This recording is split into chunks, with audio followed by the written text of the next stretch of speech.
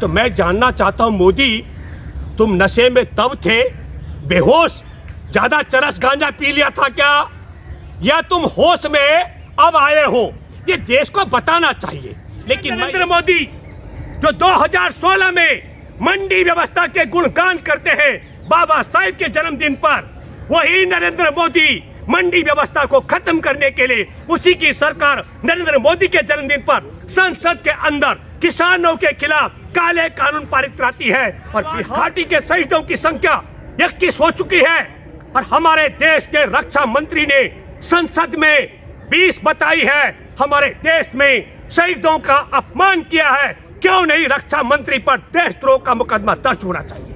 और मैं आपको बताता हूं, हमारे देश की विकास दर को -50 तक पहुंचाने का मामला और देश में नागरिकों से नागरिकों को लड़ाने का मामला, छात्रों को बदनाम करने के लिए जेएनयू पर इनके गुंडों के द्वारा नकाबपोशों का हमला करना, राजधानी दिल्ली में सिटीजन अमेंडमेंट एक्ट और एनआरसी के खिलाफ अहिंसक तरीके चल रहे आंदोलन में दंगाइयों को भेजकर जिंदे लोगों की हत्या करवाने का मामला।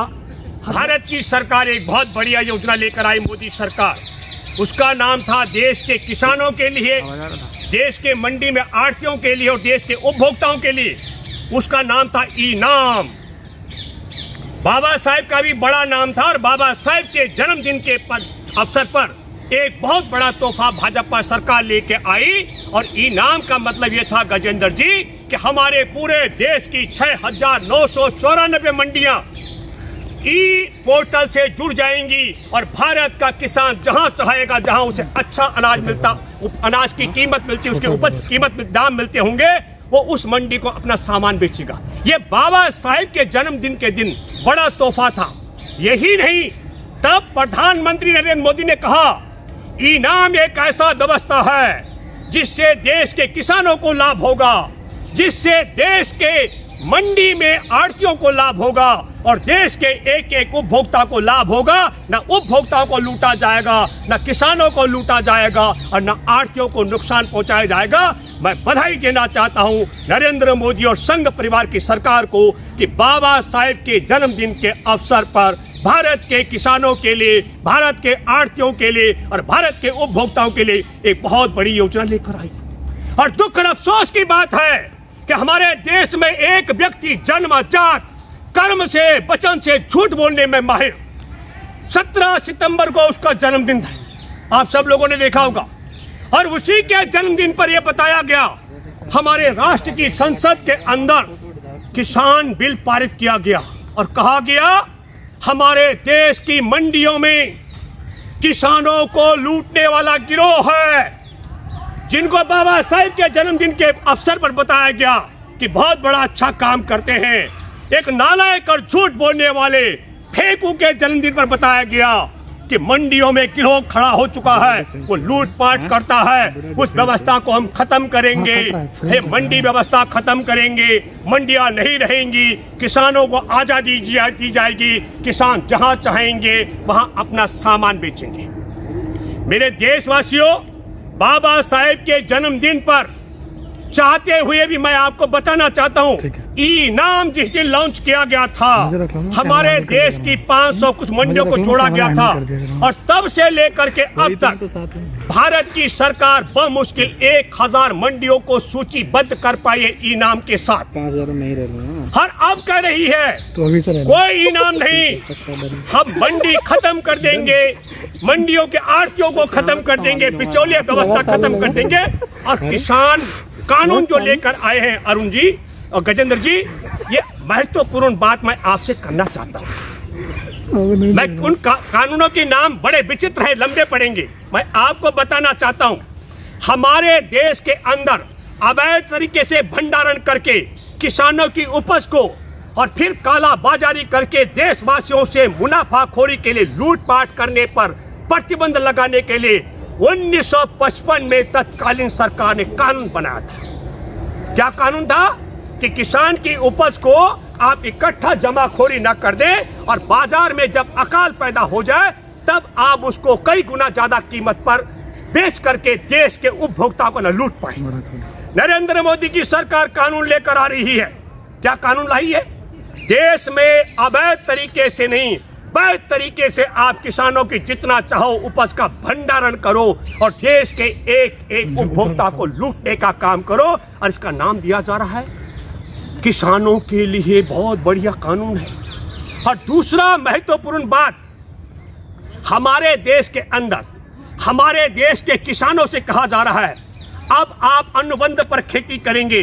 देश के किसानों को उन्हीं के खेतों में बंधुआ मजदूर बनाने का षड्यंत्र है।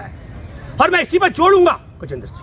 और तीसरी महत्वपूर्ण बात है, अभी हमारे देश के अंदर न्यूनतम समर्थन मूल्य है और न्यूनतम समर्थन मूल्य पर मंडियों में आढ़तियों के माध्यम से जो खरीद फरोख्त होती है, जो सामान हमारे किसान उपज खरीद देते हैं, उस पूरी व्यवस्था को खत्म किया जा रहा है और डकैत बटाया जा रहा है। मंडियों में मैं मंडी का स्ट्रक्चर आपको बताना चाहता हूं।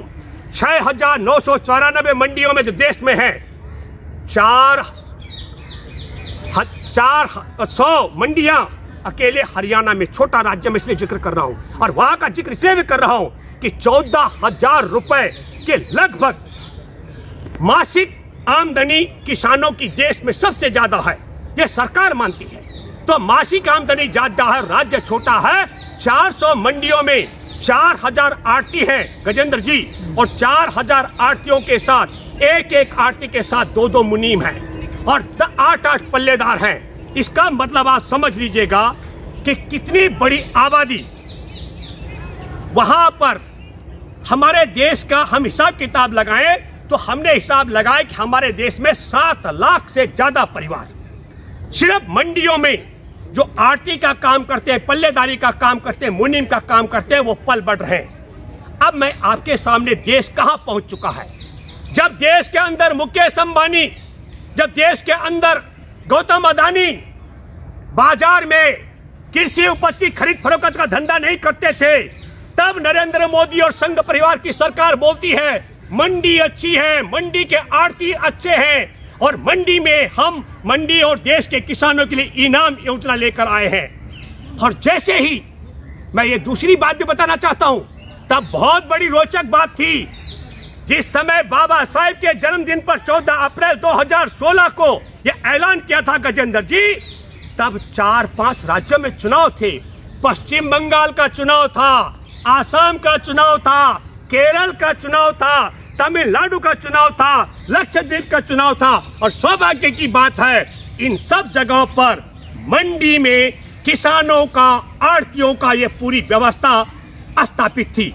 और अब चुनाव है बिहार में, और बिहार की मंडी व्यवस्था को वहां का दुशासन, मैं कहूंगा जो सुशासन कहते हैं, मंडी और किसानों के विषय को लेकर कहूंगा, दुशासन की सरकार 2006 में खत्म कर चुकी है। मंडी व्यवस्था नहीं है। मैं ये दोस्त बिहार के किसानों को बताना चाहता हूं, जहां मक्का का समर्थन मूल्य छोड़िए, मेरी बात हुई, मैं आपको बताऊं, अररिया में 10 एकड़ खेती करने वाले किसान के साथ में, और आपको बताता हूं 7 रुपए 8 रुपए में मक्का नहीं बिक रही है। तो सुशासन के नाम पर किसानों के साथ दुशासन जैसा व्यवहार कर चुके 2006 में आपको बताना चाहता हूं कि मंडी व्यवस्था को चौपट कर दिया।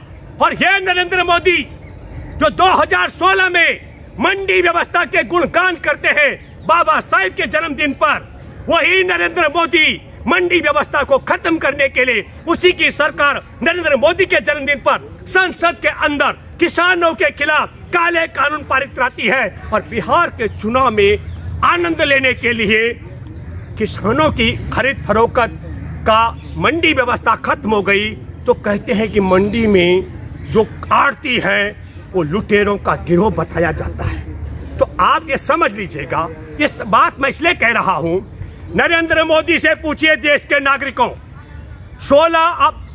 2016 में 14 अप्रैल को बाबा साहेब के जन्मदिन पर मंडी की व्यवस्था, किसानों को लाभकारी बताने वाले, आढ़तियों का अच्छा योगदान बताने वाले, उपभोक्ताओं के लिए बढ़िया बताने वाला जो समय था, जो भाषणबाजी दी गई थी, और अब मंडियों में आढ़तियों को और मंडियों को खत्म करने की बात की जा रही है। तो मैं जानना चाहता हूं, मोदी तुम नशे में तब थे, बेहोश, ज्यादा चरस गांजा पी लिया था क्या, या तुम होश में अब आए हो, ये देश को बताना चाहिए।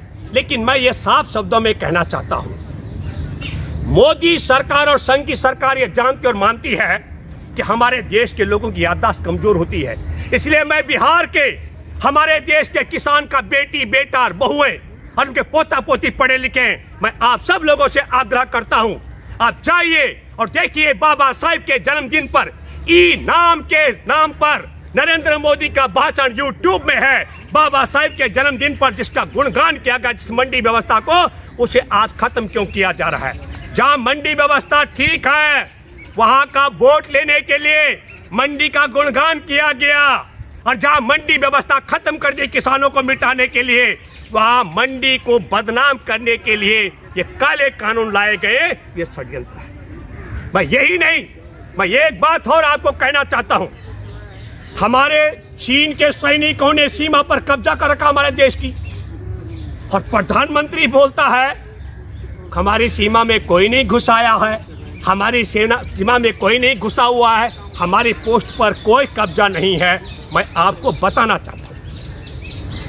और हमारे देश का रक्षा मंत्री संसद के अंदर कहता है 38,000 वर्ग किलोमीटर पर कब्जा है चीन का। मैं आप सब देश के करोड़ों किसानों से कहना चाहता हूं, फिल्म इंडस्ट्री में चैटिंग क्या क्या व्हाट्सएप पर लिख के गया, कोर्ट वर्डों को ढूंढा जा रहा है। मैं आप सब से जानना चाहता हूं, चीन हमारे देश की जगह पर कब्जा करके बैठा हुआ है, हमारे घर में घुसकर हमारे जवानों की हत्या कर चुका है, और हमारे देश का प्रधानमंत्री सार्वजनिक तौर पर कह चुका है हमारे देश में कोई नहीं घुसा। इस आदमी ने हमारे देश के संवैधानिक नक्शे के औचित्य को खर्च कर दिया है। इससे बड़ा देशद्रोही और कौन हो सकता है? मैं केंद्र की तमाम एजेंसियां जो आज नशे को ढूंढने के लिए कोड वर्ड ढूंढ रही हैं, मैं उन सबों से आग्रह करता हूं, ईमानदारी के साथ में यदि तुम मोदी सरकार की गुलामी नहीं कर रहे हो और मूर्खों अपने दायित्व का निर्वाह करते हो, तो मोदी पर देशद्रोह का मुकदमा क्यों नहीं दर्ज होना चाहिए? तीसरी बात, हमारे देश के अंदर गजेंद्र जी गलवान घाटी के शहीदों की संख्या 21 हो चुकी है, और हमारे देश के रक्षा मंत्री ने संसद में 20 बताई है। हमारे देश में शहीदों का अपमान किया है, क्यों नहीं रक्षा मंत्री पर देशद्रोह का मुकदमा दर्ज होना चाहिए? हमारे देश के गृह मंत्री ने कहा किसी का कब्जा नहीं है, क्यों नहीं तड़ी पार रह चुके शख्स को कुर्सी से हटाकर जेल में डाला जाना चाहिए? ये सवाल मैं देशवासियों से पूछ रहा हूं।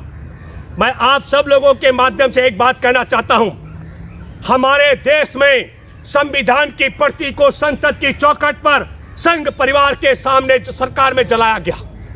हमारे देश में गलवान घाटी में चीनी सैनिकों ने घुस करके, घर में घुस करके पहली बार भारत के बहादुर निहत्थे जवानों को पीट पीट कर मार डाला है। हमारे देश के अंदर पहली बार संविधान की आत्मा धर्मनिरपेक्षता की हत्या करके सिटीजन अमेंडमेंट एक्ट, विभाजनकारी नागरिकता कानून बनाया गया है।